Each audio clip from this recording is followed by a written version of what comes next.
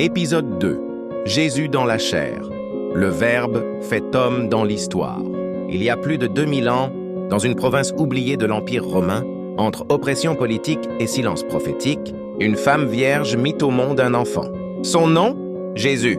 Mais ce nom cachait un mystère plus grand. Que l'univers, le Verbe s'est fait chair. Le Dieu invisible s'est rendu visible. Le Créateur du ciel est entré dans sa création. Celui que les anges adorent est devenu un nourrisson fragile, enveloppé de l'ange. Dans le tumulte de Rome, la brutalité d'Hérode et la rigidité du temple, Dieu a choisi la crèche plutôt que le trône, la pauvreté plutôt que la gloire humaine. Mais pourquoi? Pourquoi le Dieu Tout-Puissant se revêtirait-il d'un corps périssable? Pourquoi s'abaisser jusqu'à marcher sur une terre poussiéreuse, manger avec les pécheurs, pleurer devant une tombe, et finalement être cloué sur une croix? Parce que l'amour ne pouvait rester distant. Parce que la promesse faite en Éden devait se concrétiser.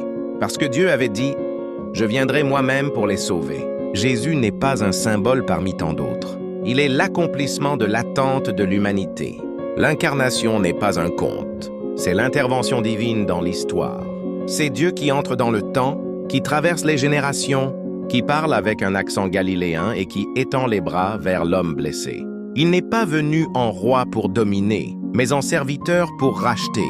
Il n'a pas cherché les applaudissements, mais les cœurs brisés. Dans les rues de Jérusalem, les regards des malades, les cris des démons, les prières des humbles, c'est Dieu en personne qui marchait parmi nous. L'Empire romain croyait avoir tout vu, mais il n'était pas prêt pour celui qui viendrait renverser les trônes non par la force, mais par l'humilité. Les puissants l'ont rejeté, mais les simples l'ont adoré. Il n'avait ni beauté, ni éclat pour attirer les regards, mais ceux qui le voyaient avec les yeux du cœur reconnaissaient « Voici l'agneau de Dieu qui ôte le péché du monde ». Cette incarnation a bouleversé les siècles. Notre calendrier commence avec lui. Nos lois, nos valeurs, nos espérances les plus profondes portent la trace de ce Nazaréen. Le ciel s'est penché sur la terre, et depuis ce jour, l'histoire n'est plus la même. Aujourd'hui encore, cette vérité fait trembler l'enfer et ouvrir les cieux. Jésus-Christ est venu dans la chair.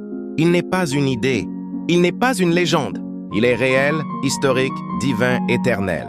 Et ce même Jésus qui marchait en Judée veut encore marcher avec toi aujourd'hui. Reçois cette vérité.